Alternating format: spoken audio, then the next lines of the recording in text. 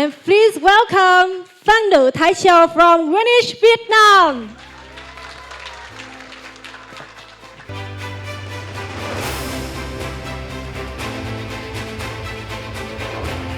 Good afternoon, everyone. So, before starting anything, can everyone in these ballrooms do me a favor? Let all imagine we all have a box of match in our hand. If we light a match and leave it there, it's gonna slowly burn out. But if we add a piece of paper, the fire grows stronger. And we all know that if we keep adding in the fuel, at some point, the fire got strong enough to swallow these whole buildings. The point I try to prove is that our passions, our dreams, our motivations, all those things, they work the same way. We often treat it like something we found, but it's not an internal flame that waits to be discovered, but more like a spark that needs to be nurtured. And with the topic Fire of Dreams today, on this stage, I would like to offer a new perspective about dream or inspirations, all those things. So, everything's often starts with a question. When talking about dream, we often ask this question, how can I find it? But not asking ourselves, how can I protect it? So, because we usually ask, how can I find it? So we constantly heard a lot of advice on how to find my true calling, what are my missions, what is my purpose on this life. And I know that we here all experienced this circle before. We found our dreams, we think that we can devote all our life and materials in it, but we lose it. We found a new one, and we lose it again. This constant need to reorient ourselves over and over again is just discouraged, a waste of time, and exhausted. I know I feel it too because I used to believe in the same thing. I believe that when something comes into your life, it's supposed to be there, and when it's gone for good, but it's not. Now, story time. Back to the time when I was in my 3rd grade. That was the first time I met English. Maybe I do have a bit of talent in it, but the most important thing is that I fell in love with the language. English became part of my identity. I grew up with it. I took part in a lot of competitions. I won prize. I collect certificates like Pokemon card. I was a queen. That was my primes. And I received thousands of praise. And all those things did something dangerous. They make me believe that being good at English was my destiny. So, fast forward to the final years of my high school. So, we had quite a break before I went to the university. So, I decided to spend it in the countryside when I meet a lot of friends there and my grandma there, and I have a really happy time. So, in this period of time, I just either sleeping or hanging out with friends. I hung out a lot, like literally every day. I barely studying anything, and so before this happy time, right after the graduation ceremony, I was a young soul. I have always been looking forward for the first day of my university. But after this happily wiggly time, the closer it's got, the more I wish that time could go a bit slower. Because at that moment, I'm not feeling really confident in my English anymore. And I just think that, okay, now this is the time when the passion for English it disappeared and it's gone for good. Now I need to find a new one. But it's just unlucky that it's happened at the same time. But time is not waiting for anyone.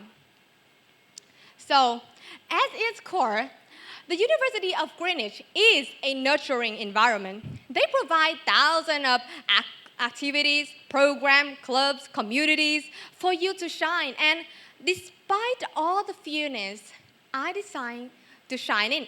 Shine, that's a great word, but I decided to sign in. So we can see that maybe at first I did struggle a bit, but the familiar feelings came back.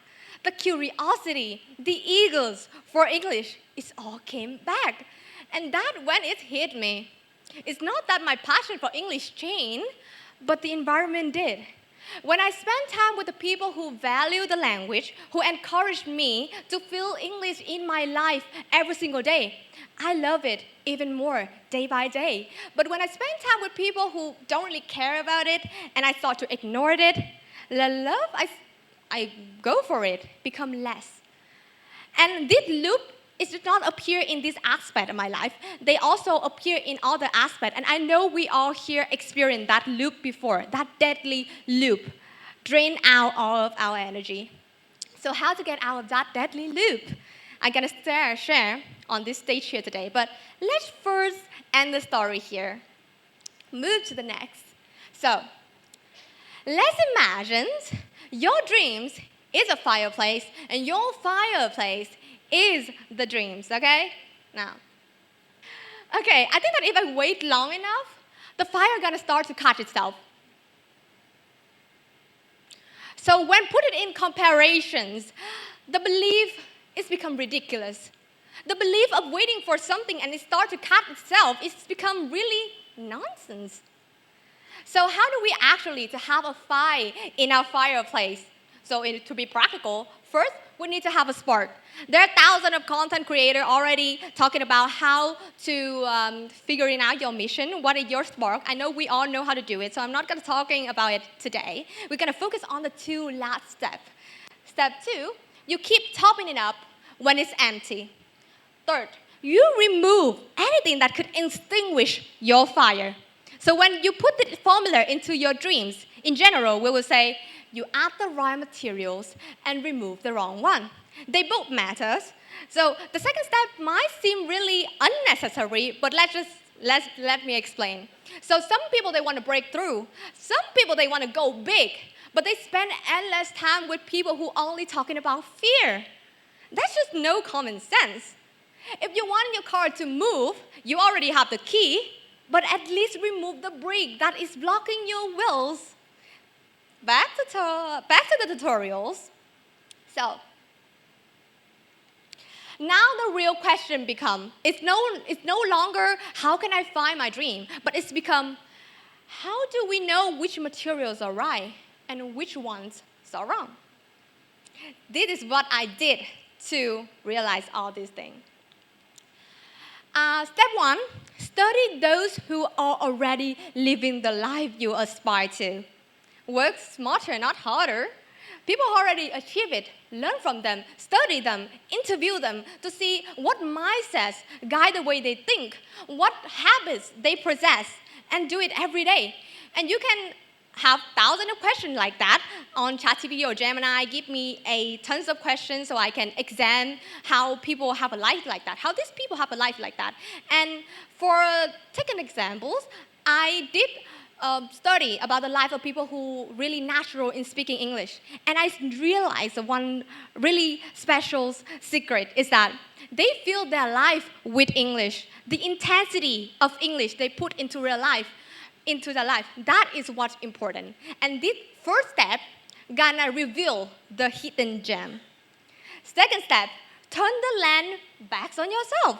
You study others, but also remember to study yourself because you and other people, we are different and separate individual. And you can ask yourself the same question that you ask others, or maybe different. It's up to you. So the most important step 3, customize. This is when people often give up in the middle of the way because they forgot to customize. Use your free will to customize is to make your life and everything easier and more adaptable for your life. And let's be practical. We need to consider our financial state as well, don't we? So by answering a lot of questions from step 1 and step 2, we have a personal database. And from here, we're gonna decide what we should start, what we need to stop, and what we can continue doing. So, will this work? Let me tell you, it's definitely gonna work. This is something powerful about human brain. Our brain understands ourselves by observe the behavior that we repeat. our identity is shaped by the behaviors that we see ourselves living out. And one of the most important things is that our brain adapts to repetitions. What you often expose yourself to, your brain starts to wire itself around it.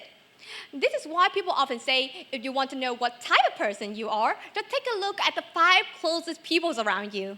Because those 5 people repeat in your life. That is why the more you spend time with them, the more likely you become to look like them, sound like them. You know what I mean? So we just become what we repeat.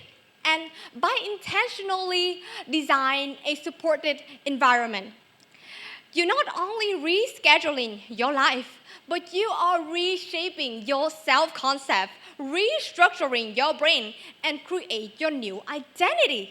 It's just how it works. Our brain is forgetful, so we need to remind it every single day. Remind how much we want to achieve that. And we put that reminder into our daily basic through the environment, what standard we have, what people you choose to hanging out with, what movie, what music, what mindset you have in your life. And gradually, you're gonna feel the shift. Motivation is no longer the force that controls you.